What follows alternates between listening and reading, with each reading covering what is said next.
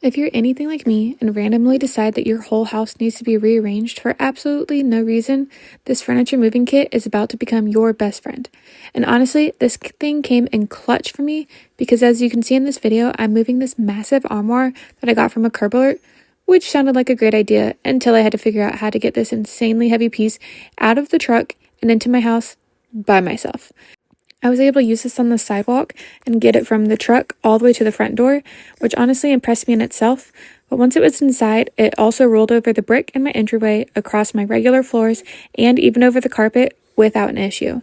Normally, moving something like this would either take multiple people or just never get moved because once it's in place, it's not going anywhere.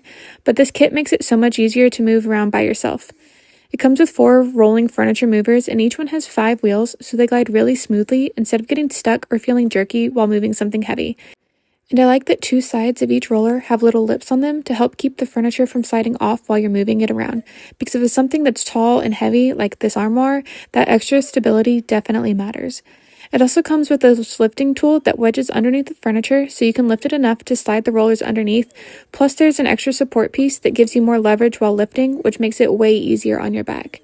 This would be so useful if you like to rearrange your furniture, deep clean underneath heavy pieces, moving things into a new house, or bringing home Facebook Marketplace and Curb Alert finds without needing a whole group of people to help.